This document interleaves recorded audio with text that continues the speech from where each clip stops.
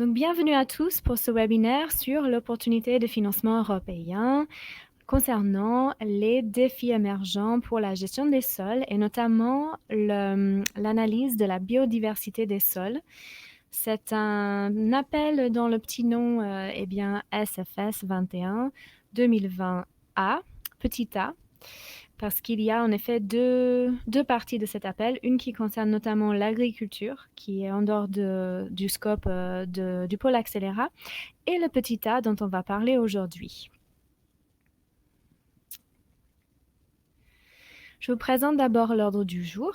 Je vais rapidement balayer l'appel à projet en question, la petite a donc, et puis rappeler les règles de financement et les critères d'évaluation pour ce type de projet. Puis on va proposer un planning pour les prochaines étapes à faire ensemble.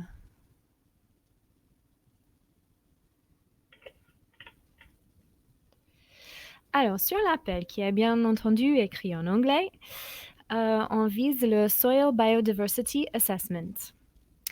Donc, l'idée, c'est que notre compréhension des menaces aux fonctions, notamment écosystémiques des sols, a bien augmenté dans les années récentes.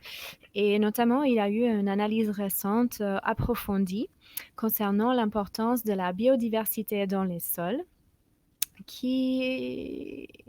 Et suite à cette analyse, il est clair que le rôle que joue la biodiversité des sols, notamment dans la dégradation des matériaux et des déchets, ainsi que concernant la productivité agriculturelle, n'est pas encore assez bien compris à ce jour.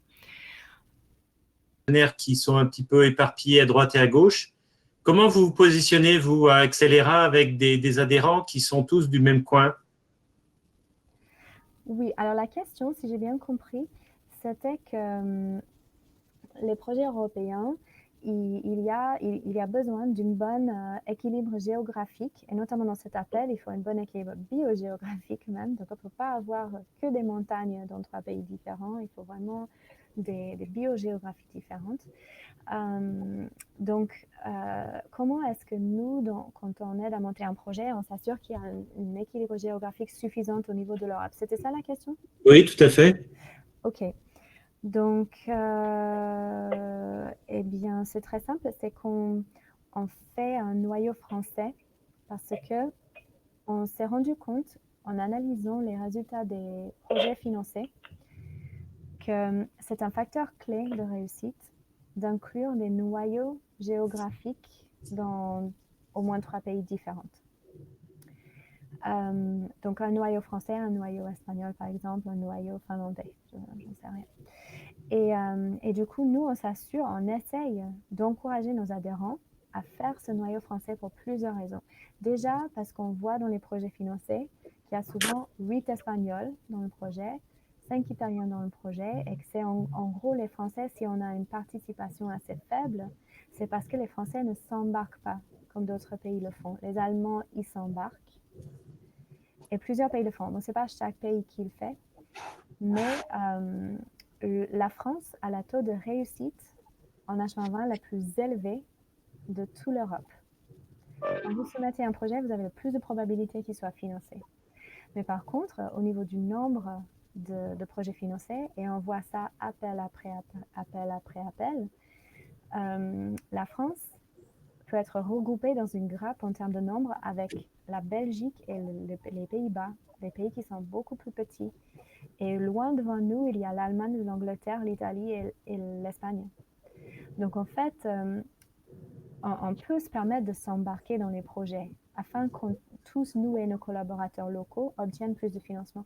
Pour l'implémentation qui est évaluée dans les projets H2020, ça facilite la gestion d'avoir des collaborateurs qui parlent la même langue, qui ont la même culture et qui sont juste à côté. Et la dernière raison, c'est aussi pour l'emploi.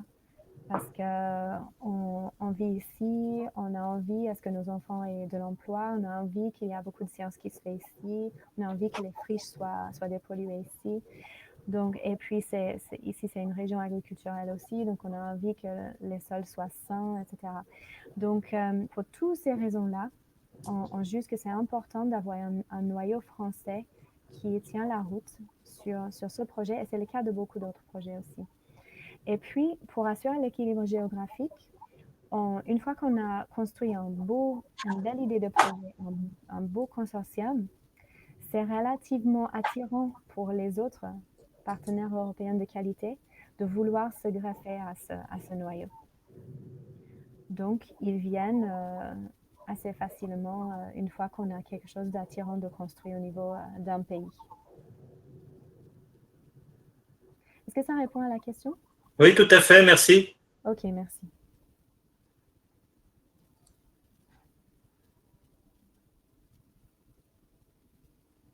Est-ce qu'il y a d'autres questions?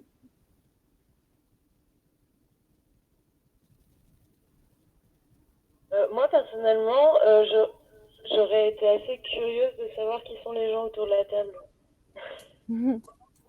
Ok, donc on fait une table ronde, ça vous dit ou pas? Je vais arrêter l'enregistrement parce que